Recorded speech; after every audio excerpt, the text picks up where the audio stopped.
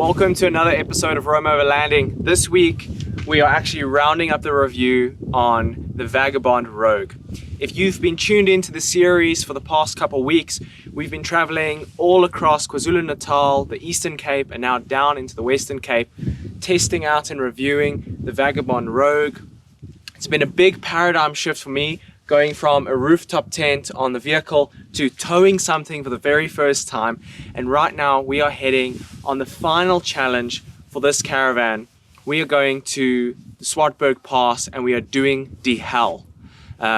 It's a very steep off-road kind of mountain pass leading all the way down into a bit of an oasis in the mountains, and we're going to spend a couple days there. And while we're there, we're going to walk you around the caravan and show you some of the things that I really like and give some of my critical feedback on it. Anyways, I hope you're going to join us, and yeah, let's get cracking. The variety of South Africa never ceases to amaze me. Just this morning we were in the rainy and misty Hogsback, and now we're blasting through the Karoo Desert with our sights set on the Swatberg Mountains. This is the beauty of overlanding, getting to explore the remote parts of the world around you and discover the true beauty of the places we call home. Today's drive had me nervous for what was about to come, because this was going to test everything I had learnt about towing the caravan up to this point. But damn, what a way to do it. The Swatberg Pass is incredible.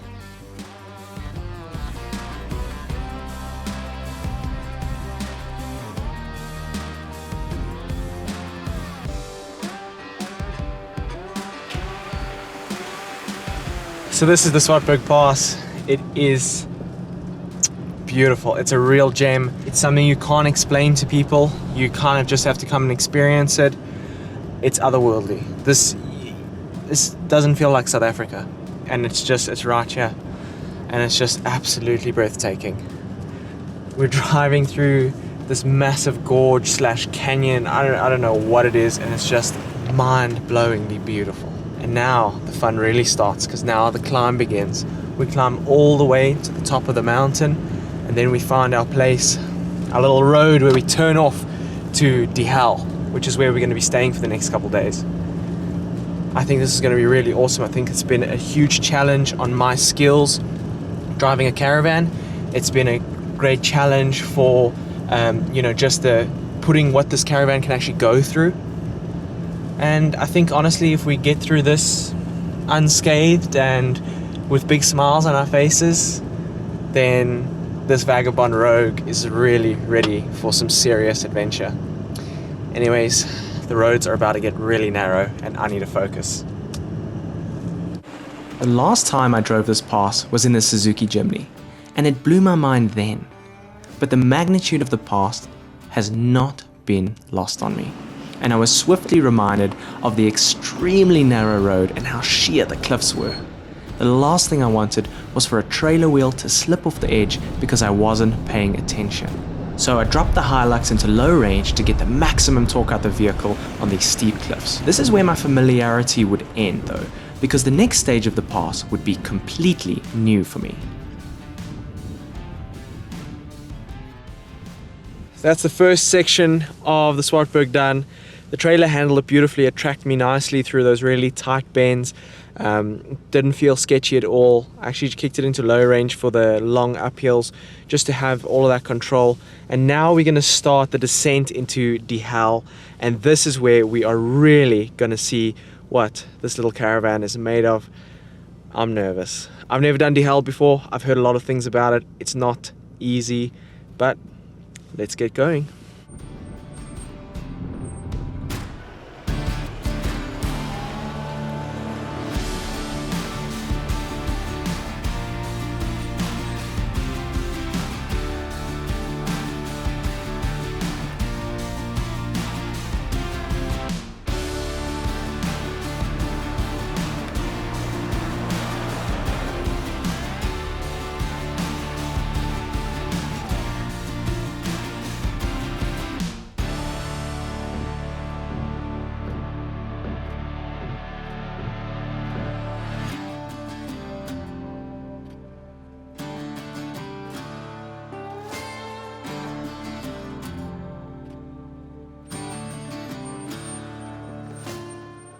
We've been having way too much fun filming and enjoying the sunset around here in the Gamkas Kloof, and we are still 37 kilometers away. So it's time to put our asses into gear, hit on the spotlight, and make our way through this. I think it's still going to be beautiful. I can't wait.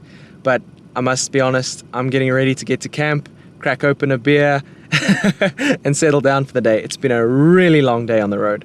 We'll catch up with you guys once we're back at camp. So fast forward to this morning. Last night was crazy. We pretty much arrived at about 9 o'clock at the camp. It was quite a way down the mountain, and what we had filmed was only just the very beginning. We had pretty much an entire mission still, all the way down, tight switchbacks. Maneuvering this little caravan was actually fantastic. But I think what we're gonna do today is we're just gonna chill around. Yesterday was so long. It was about 13 hours on the road. So really, we were exhausted. We literally got here, maybe, like, I had one beer and I was in bed. That's it. We didn't even bother with food, nothing. We just went straight to bed. And I had a beautiful night's sleep, and I really do feel recharged today. Beautiful overcast weather, but you can see there's some blue sky coming through there nicely. Basically, we'll continue our caravan review as well. We've got a lot to still cover, and we'll do that after breakfast. I think where we're going to start our review is over here at the back of the Vagabond, the little kitchen unit. Now, actually, this has been one of my favorite little spots, and it's just a much nicer, dedicated space to just preparing food. You've got plenty of little storage hatches and things in here. You've got your little fridge in there as well. Also put in an additional front runner wolf pack there. I would personally take out the microwave and put in another front runner wolf pack, because my only criticism of this back space here is that we couldn't completely get rid of the bucky, because we still needed somewhere to keep cups and bowls and, utensils and all of that stuff. And we ended up having to sort of make a plan. We had some of the stuff stored in the back of the caravan. We had some of the stuff stored in the bucky. So I would personally, the microwave, I mean, it's quite a low power microwave. It takes forever to heat anything up, and you have to be connected to 220 power. So for me, as like a kind of rugged overlander type of person, I just feel like, how often are we connected to 220 power? I would just do away with the microwave and have additional storage there. In terms of the water tank and everything, it's got a 60-litre water tank. It's got a very nice quiet pump, and it's worked pretty well. There's no indicator or anything to let you know how much water you've put in the tank. Having something simple would be nice, but I mean, I guess you could just put the hose in, fill it until you feel the water. That's what I do with the vehicle. But I'm not too sure how that whole situation works. So when we did fill up the caravan with water, I just wasn't sure how much water I'd put in. There are plugs and everything here. Boom. You got a little light here. I wish this could go amber like all the other lights on the vehicle. Small touch, but I mean, it is nice if you've got all amber everywhere. And yeah, look, the 220 only works when you connect it up to shore power. So this is kind of still designed with a normal caravanning life around it. So a lot of this functionality we haven't actually been able to use because of the kind of remote nature of a lot of the places we've been. But, for a lot of people, they'd be absolutely fine.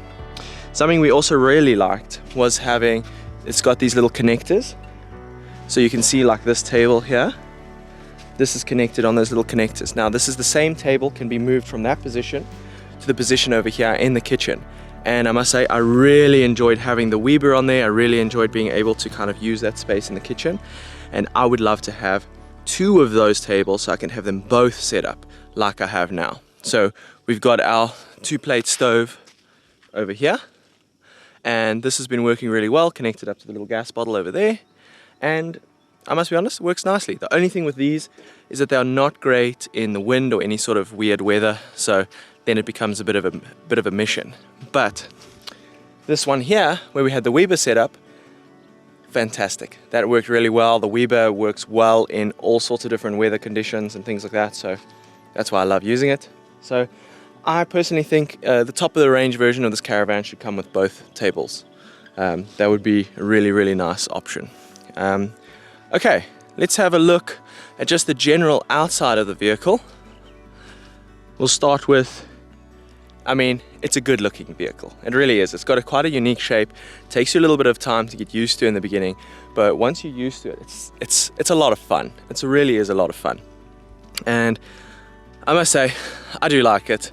I think it looks great with the vehicle, especially my vehicle, the way it's all grey and everything matches and stuff. And you know, it looks good on with, you know, being towed by most vehicles. We've also got our awning on here. So these brackets I got from Bryce at Vagabond. They just connect my awning straight onto the Rogue here.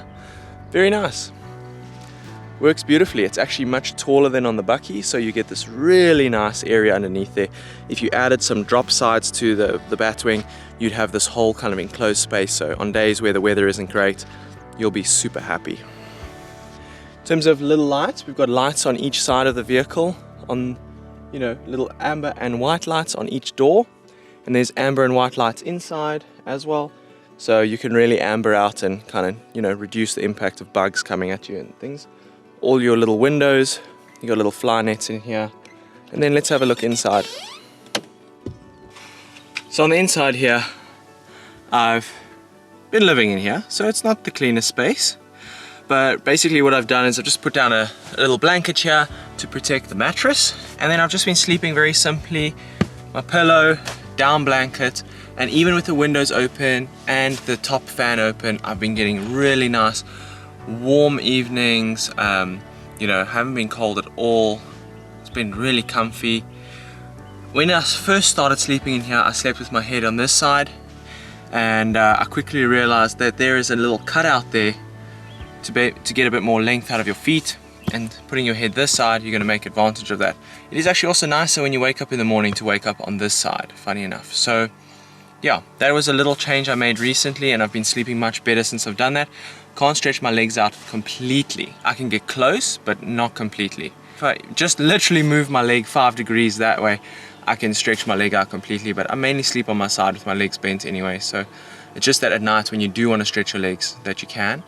So I would say if the space was maybe 10-15 centimeters longer, it would accommodate a lot more people in terms of sleeping and stuff like that. In terms of the storage and everything, it's storage, it all works. To be honest, I like it, the neatness of having everything packed away. I haven't yet used this compartment here. I do feel like the space would benefit greatly from being able to put some sort of little table in here, and I do know that Bryce at Vagabond is definitely working on something like that. The little fan, let's talk about that for a second. It is quite loud, so if you are somebody like me who's very sensitive to noises when you're trying to sleep, I end up turning the fan off. But I can imagine that in summer, if it was really hot, you're going to crank that fan flat out and you're not going to give a damn. In terms of outlets, again, you got 2-prong, you got a 3-prong, you've got a Hella plug there, you've got USBs and stuff in this little compartment here. And again, I have used this one when we were connected to shore power for a little bit, but otherwise this only works really when you're on shore power. I haven't used this one too much in the middle to see whether that works on shore power or not, but I've been using my Jackery quite a bit, so I'll just bring the Jackery and I'll chuck the Jackery in here and I work on my laptop and charge my batteries for my cameras and stuff like that up. So that hasn't really been a problem for me. But for people who don't have a Jackery, you know, you're going to want to stay near powered campsites, and you're going to anyway. The only reason why I go to campsites where there isn't power is because I have all of my own power. So, you know, it is one of those things. And then I do like that all of these little cupboards have been lined with the carpet. And I would love to see something like that, whether it's a non-slip mat or something like that in the kitchen itself. So that's something that would be nice to see, just to protect your glass jars and things like that. I must be honest, it's a really, really great little thing. I've thoroughly been enjoying it. And it's cozy in here. It's really cozy. When you get in here and you've got the laptop at the end of the day, or we've had rain and it's been raining outside or thundering outside, or it's been windy, you don't know what's going on outside when you're in here. It is just completely isolated. It's really nice. And you know, the thing is with teardrops is you're only really in them at the end of the day, or if the weather's really bad, and in which case you don't really want to be outdoors much anyway. So I found that because it's not like a traditional caravan or like a scamp or something like that where you actually sit inside, you are spending your time outdoors. So you're spending your time at the outdoor kitchen, you're spending your time out under the awning, you know, whether you're braaiing outside or whatever you're doing outside. I like that. I like that you only retire in here for a little bit, that it's not so comfortable in here that you want to be in here all the time. I think that's good. And really, this is a bed on wheels with some cupboards and a little kitchen. And there's something really awesome and simple about that, and I really like that. Yeah, let's have a little look at some other features on the outside, and yeah, we'll chat to you about that quick.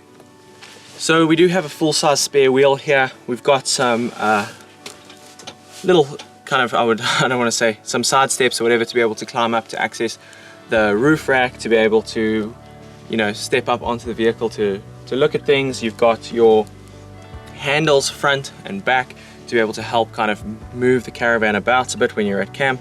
And I must say, like, even the tires that it comes with, they've really been all right. They've really been all right on the road. They've handled everything we've thrown at them in terms of the dirt roads and everything. We've been managing the tire pressures and stuff quite a lot, and I've actually put my tire pressure monitors on these at the back just so I can keep an eye on them. And they've really been good. I've noticed that tire pressures play a big role with the actual towing experience itself. It can drain a lot of power from you if your tires aren't pumped to the right pressure when you're on road, and that can make the whole back of this vehicle a nightmare if they're not low enough when you go off-road.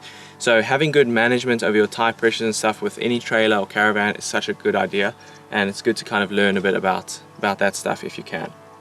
Otherwise, here's the drainage point for the tank, for the water tank. As you can see, we're empty there at the moment, and yeah, it's just been really surprising how well everything has worked. Let me show you some of the stuff at the front quick. The nose cone. So by the nose cone, you've got your little storage compartment here. We haven't used it super duper large amount, and have also noticed that it doesn't seal super well against dust. We've been throwing a lot at it. I've been keeping my yoga mat in here and my big storm bag, the yak sack, and also extension cables and stuff like that. This is also where you can access the battery to charge it via the NL5, where like I did, to charge it from the Jackery to keep this running, this whole setup running from there. Also, we've been keeping the bike rack in here that goes on the vehicle, and it's a nice storage space. It's nice and big. I think you can get a bit carried away with how much stuff you load in there, so just be careful, you know, in general with nose cones. You don't want to impact the ball weight too much. Now, as you can see, we've got a handbrake here, and this is all connected to the braked axle. And I must be honest, it's just been working quite nicely. I haven't noticed the caravan really pushing the vehicle too much. You can feel the weight behind the car, but it's not like pushing the vehicle. And also when I get to camp, I can pull the handbrake up and it keeps itself steady. So we haven't really had any issues with the caravan at all, and to be honest, it's actually been quite a pleasure to tow. I've really enjoyed it. For my first time, I feel so much more confident with the trailer now and with the caravan. It tracked the vehicle beautifully, even through the hairpin bends and stuff coming down Die Hel. There's not really much more I could ask from it. Now the big question for me though is, can this replace a traditional kind of overlanding camping setup with a rooftop tent and a kitchen and a drawer system and a fridge and all of that stuff? And that was a big question for me, because the Vagabond Rogue isn't a cheap thing. You know, you're looking at 179,000 Rand. That is quite an investment. But if I look at what I spent on the Hilux there, you'd be looking to spend around 400,000 Rand. So when you look at it like that, you go, well, if with a basic canopy setup on the Hilux and a basic storage system in the back there, plus the Vagabond, you could come in at around 250,000. That there starts to become very tempting when you compare that to having a whole rooftop tent set up and bumpers and all that stuff. If you know you're not going to be hitting heavy 4x4 trails, and you're mainly going to be going to campsites, and you're going to be doing activities like hiking and things like that, and you want a really nice base camp, maybe you live in a place where the weather is quite temperamental, and you know, being in a rooftop tent and stuff when it's raining for 5 days is not as fun as being in the caravan. You've just got much more space and things like that. So, you know, I'm looking at it from that perspective of new people coming into the overlanding space and coming into these kind of activities, is there something for them? I think this is a fantastic option, and I actually think there's room for Vagabond to introduce a more rugged version of the Rogue, maybe pump it out a little bit more and have it really fully fleshed out for overlanding, have a even better suspension setup, have more ruggedized fitments and things like that, have a more practical kitchen where you've just got more storage space and things like that. And I really think there's a real potential to have something that is super solid and super reliable. So far I must say it's been fantastic, and I think for where this is at 179,000 with the setup it has, it's got the fridge, it's got a dual battery system, it's got the whole bed and everything. You can literally pick this up with a standard vehicle and just go off and have an amazing adventure. And that is, for me, one of the most appealing parts of this, is that it enables an outdoor lifestyle. One thing, just before we go, people wanted to maybe know about fuel consumption, and I have been having worse fuel consumption in comparison to my full roam setup there with the rooftop tent and everything on the Hilux. So I would say it's about 12.5 liters per 100 compared to 14.5 liters per 100. That does also include all of our off-roading and stuff like that. So what I was finding is on just smooth highway sections, I could get around 13.5 liters per 100. So it's really not bad, but you're looking at about a 2 liter per 100 difference between having a rooftop tent and towing the caravan. In terms of power and pulling, I do have the chip and an exhaust on the vehicle, so I am pulling a little bit more power out of the Hilux than a standard version. So it's performed really well with the vehicle. It's towed very nicely. It's been very stable. I never had any time at all during the whole trip where I felt unsafe because of the caravan. Even coming through these mountain passes, these really steep mountain passes. When we leave the campsite tomorrow, you guys will kind of see. But I think that kind of brings an end to this part of the video where we have a look at the caravan and everything. The last little bit now is actually going to be making our way through to Mossel Bay, where we're going to meet up with Umar from Go Prepared 4x4. He's going to collect the caravan from us, and this caravan will be available for demo in Mossel Bay. So if you are anywhere in the garden route and you'd like to actually see the Vagabond Rogue in person, you will be able to do that. So anyways guys, thank you so much for watching this part, and let's get on with our adventure. When we first arrived at Die Hel, we were shocked by the conditions of the valley. You could see that it had been through some trauma. We found out that they were hit by a fire just before COVID hit, and then a week before we arrived, it got hit by a massive flood. So the area is still on the mend to its former glory, but it was a great home to us for the past few days. We enjoyed a massive farm-style breakfast before getting back on the road and tackling those hairpin bends on our way out. Now we could wrap up the Swatberg Pass and make our way to Mossel Bay.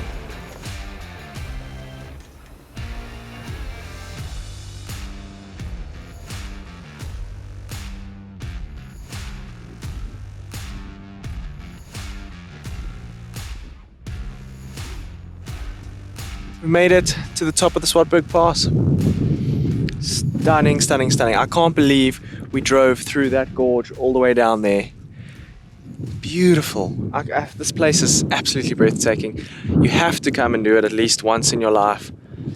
It's going to be sad saying goodbye to the little caravan. I've really loved it, but it's okay. It's okay. It's been a lot of fun though, and I've learned a lot, and I feel a lot more confident about my towing and stuff. So anyways, let's get going. We've got our last little bit of driving to do for the day, and then it's time to kick our feet up. So yesterday actually turned into quite a rush. Umar from Go Prepared 4x4 came to pick up the caravan. We had to unpack the whole thing. We had to transplant the awning again, and it just got really busy. There's just no time to film. Thank you so much for tuning in to the adventure so far. The caravan has been an amazing little addition to the trip. It was so much fun to use, and I really learned so much. It's definitely expanded my perspective on camping, overlanding, all of that stuff, to kind of add that element on your journeys. Anyways, thank you so much for tuning in, and I will see you guys again next week. Cheers. Thank you so much for tuning into today's episode. Please remember to like, subscribe, and comment down below to let me know if you are as sad to see the caravan go as I am. I would love to thank my incredible Patreon members for their continued support each week. You guys rock. Anyways, I'll see you next week. Cheers.